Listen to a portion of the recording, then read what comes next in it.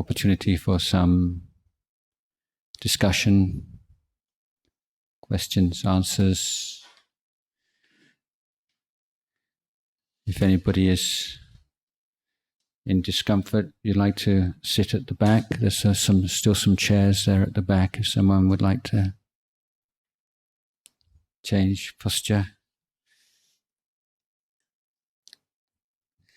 So does anybody have anything they would like to talk about, ask, tell me, teach me?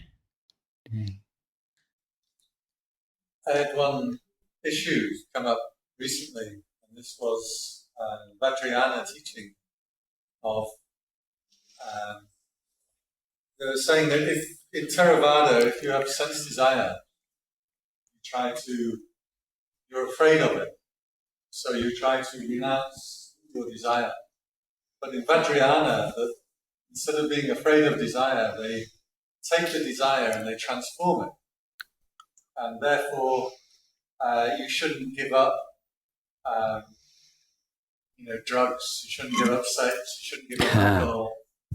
And instead, you should engage in those things. And by engaging in them, you're transforming your desire, and thereby, this is Dhamma that is they call the third turning of the wheel. The first turning was appropriate in that age, but in this age, the third turning of the wheel is more appropriate. And therefore, you should drink alcohol so long as you're not controlled by it. So I sat very quietly while I was listening to this. But this is a lay teacher. Yes, this is a lay teacher. I don't think monks teach that. Vajrayana monks don't teach that. Well, I thought too that the monks wouldn't be teaching or doing that either. I mean, they have tantric sex and things like this, or they have Chogram Rinpoche, who was always drunk. But he was disrobed. Right. This was a lay teacher teaching for lay people too. I mean, that's like we're the small vehicle. I mean, people are always more attracted to that kind of teaching.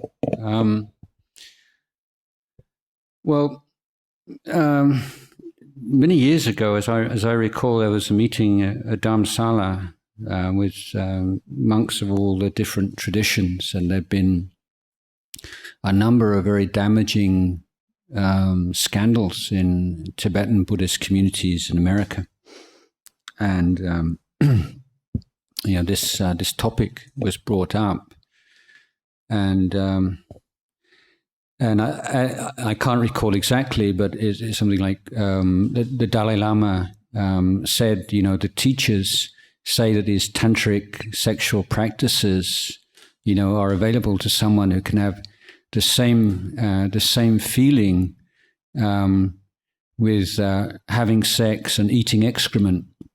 And he said, he asked all the Tibetan monks, are any of you at that level yet? And none of them would lifted their hands. So, there are different,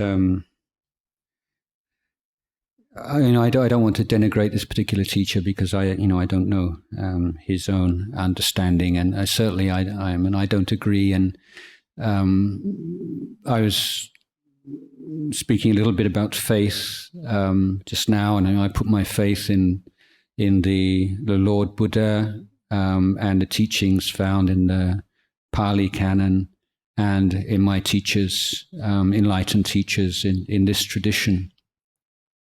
And I don't know whether it's possible for someone to transform sexuality and drunkenness into very high spiritual attainments. I'm not so wise that I would be able to say it's absolutely impossible, but it doesn't seem likely to me, and I certainly don't think it's a practice that many people could make use of.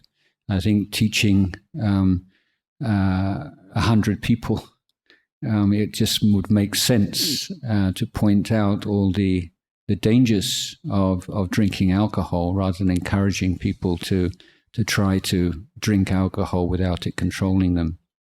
Just seems a far, on the level of pragmatism, and just quality of life in families and in communities. I think that the Theravada teachings are a lot more sensible and practical, to my view. But again, some of this sort of emotionally toned language, afraid of sensual desires. I mean, I don't think that there's anywhere in which we're taught to be afraid of desire as such, but we're taught to understand, and we're taught to learn from our experience, and to understand and to experience directly the nature of wholesome and unwholesome dhammas, and those things which lead to peace and understanding and wisdom, and those actions, those thoughts, those emotions that lead away from it.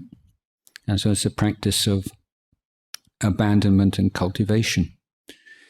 There is a famous, well-known sutta in which a nun fell in love with Venerable Ananda. Venerable Ananda was very popular with the ladies, and so the nun pretended that she was ill, and asked whether Venerable Ananda would be kind enough to come and give her a teaching. So of course he went with other monks as attendants. He didn't go by himself. And he gave a teaching which was both very subtle, very effective psychologically, but also in terms of the teaching that he gave that day. And he spoke in ways in which defilement can be used to overcome defilement. So certain kinds of conceit can be used on the path of practice. For instance, is saying, well, if he can do it, then I can do it. Which is based upon mistaken idea of self and other, and it's a sense of ego, if you like. But that beginning certain practices with defilement entails the burning up of that defilement within the practice. So that conceit is burned up within the practice based upon it, as it were, and certain kinds of cravings and so on. But the point being that the last point in the sutta,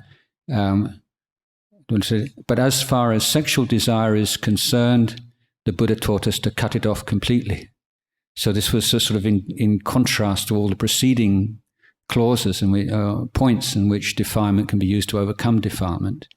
And it was at that point that the nun realized that Venerable Ananda knew that she was faking it, that she was in love with him, and so she became very ashamed and asked forgiveness, and which he gave her.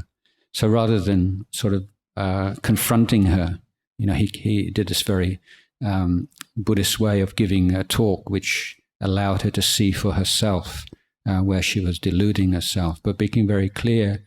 And this is one of the key texts in the Pali Canon, which confront or contradict that one. I mean, I don't think it's the whole story of Vajrayana teaching. There's so many different threads within the Vajrayana tradition, so it's not so clear cut as Vajrayana versus Theravada. But the Theravada position is one in which sexual desire is undermining of the practice of Dhamma, and for a lay person, then restraint and governance of sexual desire is counseled, and for monastics, those who are practicing in order to realize various stages of enlightenment in this lifetime, then the complete transcendence of sexual desire is demanded. So, I mean, there are cases of Venerable Chogyam Trungpa, who was, was the great teacher of the age, and yet he died of cirrhosis of the liver. And I think that his alcoholism is inspiring to very few, even in the Vajrayana tradition.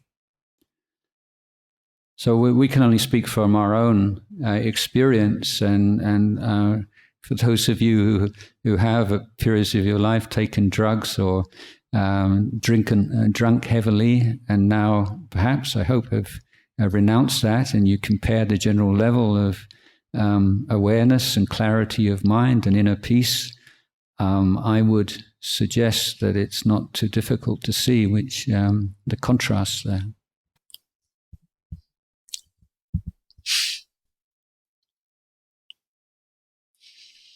Who else has a question?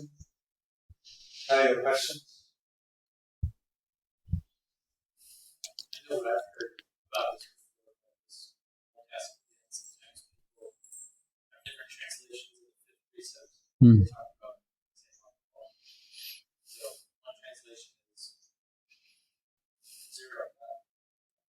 Yes. Another translation is, well, a little is okay as long as you're not drunk. So could you speak to it? Could you repeat the question? Yeah, there are various interpretations of the fifth precept. One is to abstain from alcohol altogether, and the other one is to not get drunk. Is that right? Yeah. So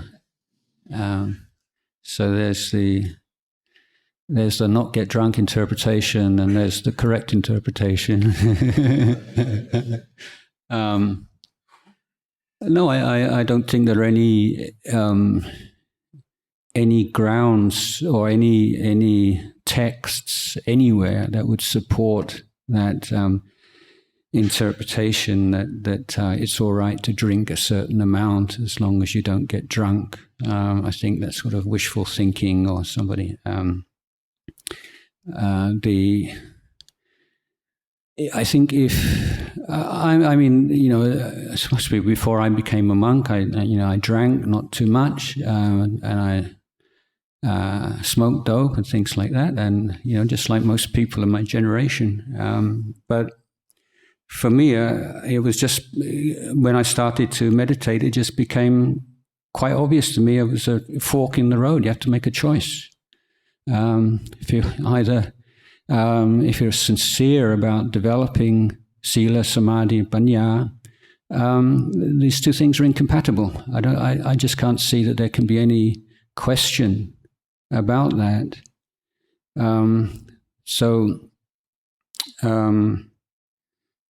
Seeing how difficult it is to be mindful, how incredibly tough it is, and how many things there are that hinder and obstruct the path of practice, it would make sense. It makes sense to me to at least eliminate all those elements that can be eliminated. There are certain things you have no control over in your life, and the conditions in your city you live, the immediate environment or family conditions, and so on. But there are certain areas of your life which are definitely detrimental to this practice, which are within your power to refrain from. Also, there's mentioning the silanusati practice, the recollection of sila. And when you hear a monk talking, you read the suttas, you come across the 5 precepts. And for someone who keeps all 5 precepts well, merely hearing those 5 precepts one by one and what they mean, and knowing that you keep those precepts, that is a basis of incredible amount of a wonderful sense of well-being and joy in the heart. So it's not just you give up something, so you're making a loss, sort of a noble loss for the cause, but you're gaining something at the same time. And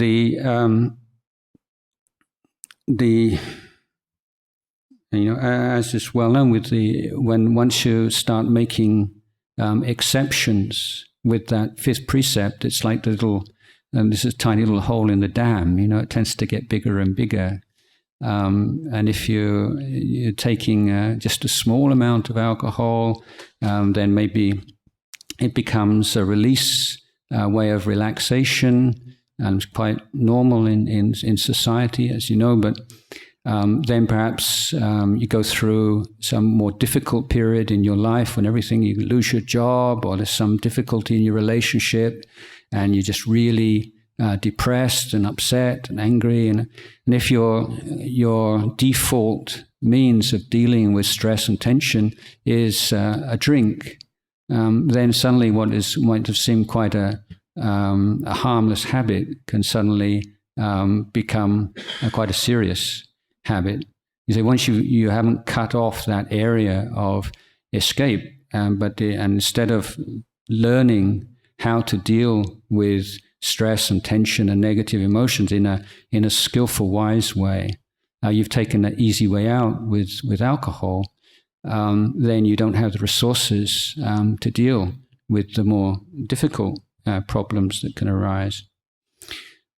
But I think for me, again, a less reasoned, or so more sort of emotional argument is that once you have this devotion to the Buddha, Dhamma and Sangha, the Buddha counsel keeping the 5 precepts.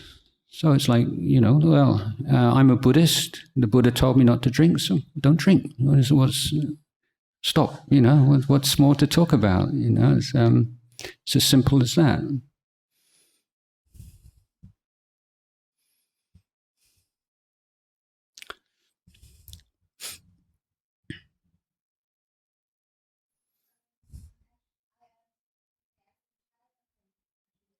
Thai's okay. Yeah.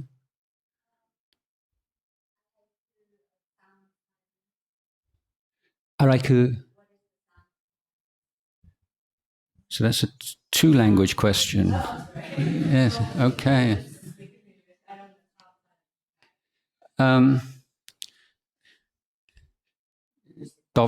What is the sound of silence? The sound of silence is a term coined by Venerable Ajahn Sumedho many years ago. I mean, it may have been found elsewhere, but in our tradition. And it was a meditation technique that Ajahn Sumedho developed and taught his students. Or it doesn't teach it so much these days, I think, but it's just that, that kind of gentle hiss sound that you can hear.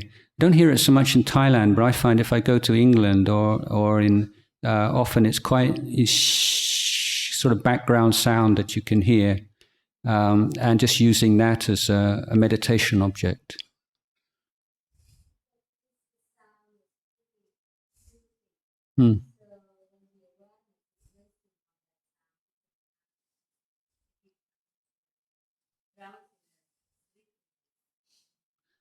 Yeah.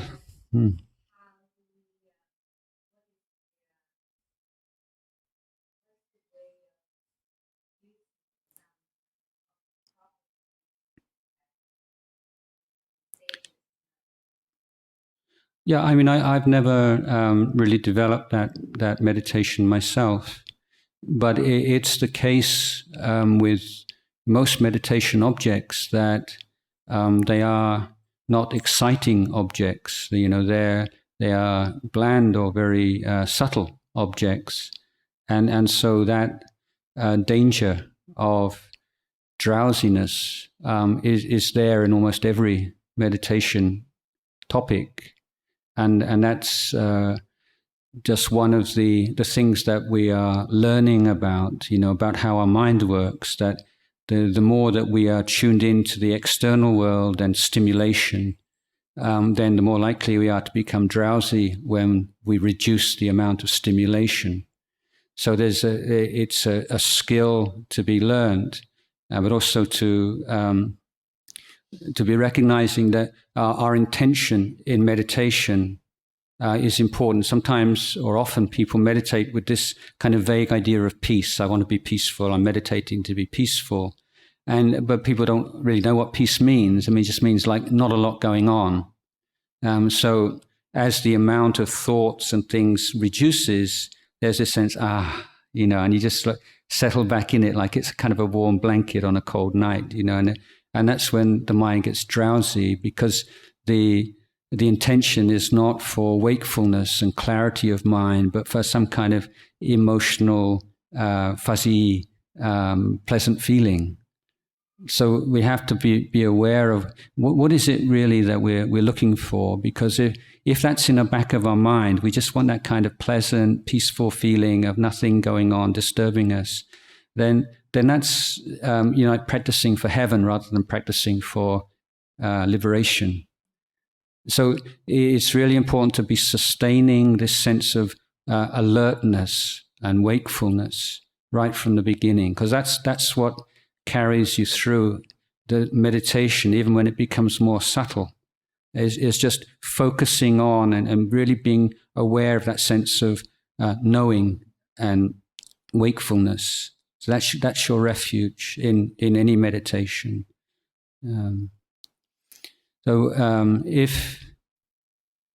If you get into a habit of getting sleepy in meditation, then one thing to do, if you like make a fresh start, is just to start meditating for a very short period.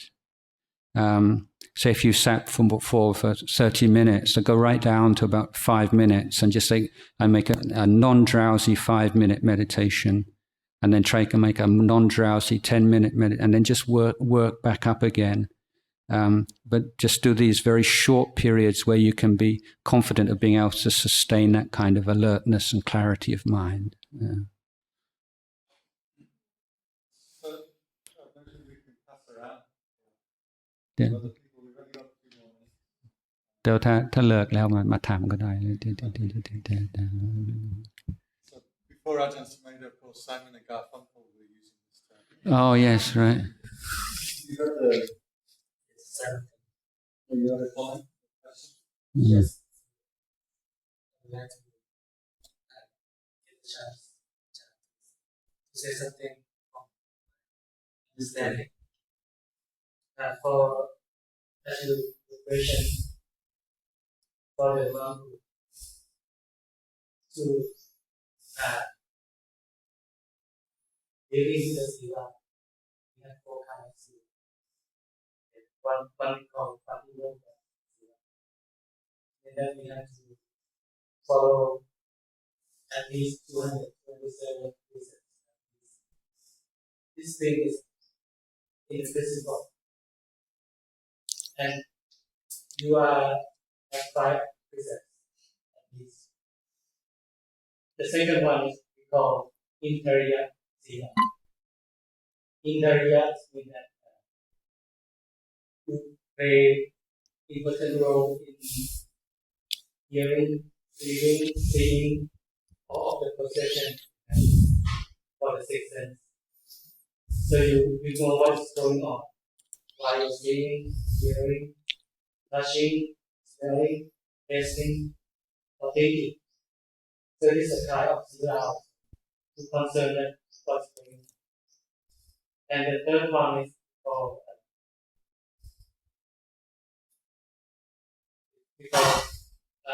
Pachaya. It is a big Siddha. To consider what you are doing, is like eating, staying, sleeping, or anything for your daily life. That is one for. This is the thing altogether is Siva. Not only the precept that you learn that not to do this, not to do that. That's the way to have the mindfulness. To understand it, what are you doing and how can you do? How can you deal with controlling that yourself and what you do? Maybe I'll post those on the website. Yeah. Just a last question. We've got 5 minutes. We're going to stop in 5 minutes. So we've got a short question, a short answer. This side has been very quiet. Could you clarify Virya Dharma Actually, it's the word, Viriya Parami. The word Viriya is like Vira. In Thai, we say Vira Burut. It's like hero. So it's like heroic effort. That's what it means. It's so there are four kinds of effort. There's the effort to protect the mind from unwholesome, negative thoughts, emotions. All the various techniques and methods we use, from sense restraint, sila, and mindfulness, and so on, help to put forth this effort. And then there's the effort to deal with unwholesome dhammas that have already arisen, the ways of dealing with them, putting forth that effort, and the effort to bring or to cultivate wholesome dhammas in the mind, and then the effort to care for and to cultivate further, or to bring to those wholesome dhammas to maturity. So I think this is really good reflection, in daily life, where the opportunities for like formal meditation practice are limited. But if you think in terms of one of those four kinds of effort, there's never a time when you can't put some kind of effort into one's life in one of those areas. So it's a really good thing to develop. And in fact, when the Buddha referring to his teaching, we call the Dhamma Vinaya or the Brahmacharya, he called it a Viryavada teaching. Is to say, is a teaching characterized by its emphasis on personal effort.